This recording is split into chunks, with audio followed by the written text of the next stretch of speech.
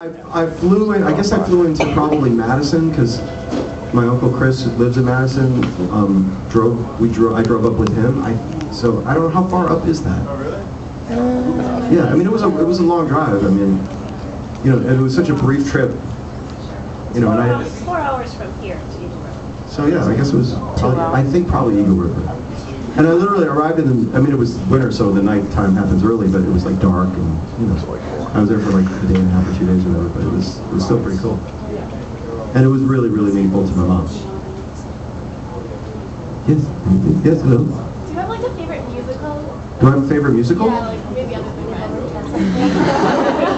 that. Well, there's sort of like the classics, and then there's like the modern stuff. From the classics, I think you can't go wrong with like West Side Story and Gypsy. But from the modern stuff, I really do love Spring Awakening and Avenue Q. Those are, yeah.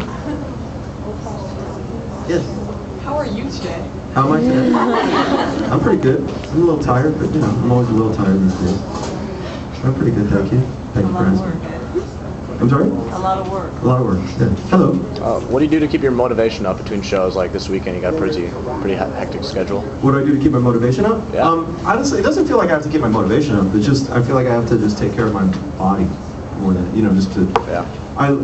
Back in the early days, I learned the value of resting. I mean, it might sound stupid, but I don't even mean sleep. I mean like, relax, like making sure you take time to relax sometimes. And it's easy when you live in New York to like run all the time. So for those, how many people are like aspiring actors or performers? Even like doing the show is stressful. It's good stress, but good stress is stress. So learning the value of being quiet. And I don't mean just even shutting up, but like just turning things down, and then being so that, because my whole day really is in many ways geared towards the 7:30 curtain. So working backwards, I sort of have to plan when I eat and what I eat, and it's almost like being an athlete in some ways. So and the motive, like so it doesn't feel like motivation. It feels like my it's my job, but I don't mean like job like, oh, I gotta punch in, like it's what I love to do, but it's what I also have to do. Yeah. Yes. If you couldn't act and sing, what would you choose for a profession? Oh boy. I just can't imagine myself not being involved in some way in the arts. Directing, teaching, writing, which are all things that I've done anyway. But if I don't think I'd want this as a profession, because I think it's too problematic a career. But I also really love to play poker. But I would never want to just. It's too crazy. The swings are too crazy. I don't have the constitution for that. But in terms of how to spend a day, a couple days a week, to spend a day, playing with really good people, I find it incredibly stimulating. But I don't think that wouldn't be fulfilling over a lifetime either. I would need different kinds of fulfillment.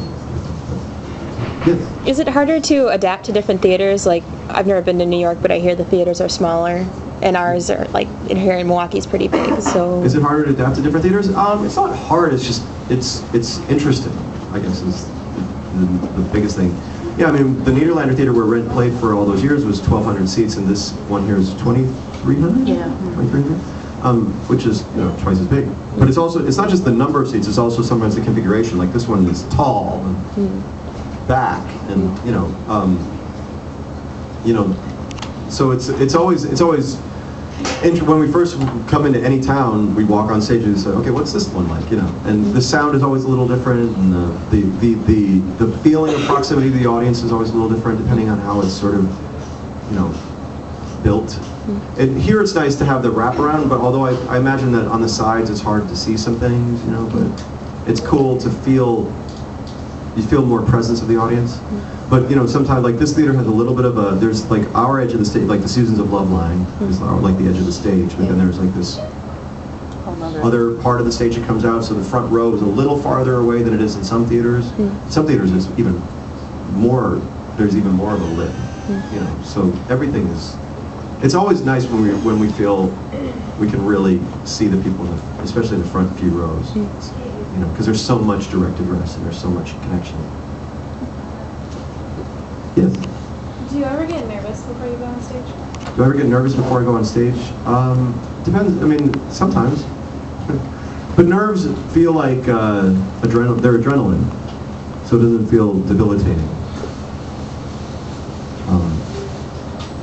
But yeah, I don't get nervous too much with this show anymore. Yes.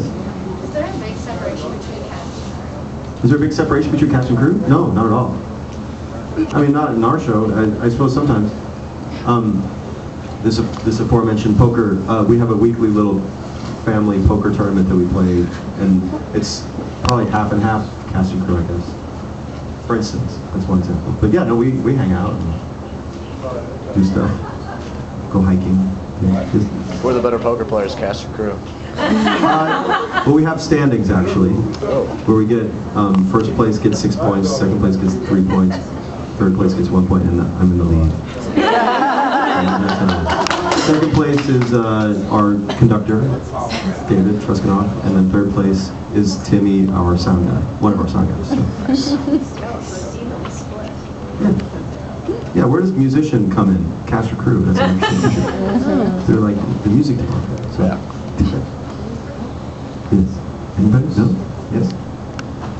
Yes? Well, One more. I know you guys don't have a lot of free time, but are you gonna do you ever try and sightsee while you're on tour? Or? We do some sightseeing, but it is tough sometimes because literally we might have one day a week that we don't have to do any other kinds of things. This week it's nothing. There's no time. I've been in Milwaukee before. I was able to go to the art museum a few years ago, and, but because today I have this, and tomorrow is Thanksgiving, and then two shows. Got in yesterday, afternoon. Had sound check, so no time for sightseeing. Well. I'll be back to Milwaukee. I feel pretty confident. Yes, hello. The kind of, you keep talking about being on the crew and the cast as being a family, and that seems to be something that was sort of what Jonathan Larson actually wanted as he was developing this. I mean, is that typical of a tour like this where you get the family atmosphere? Is that one of the things that's just enduring about what he brought to this so many years ago?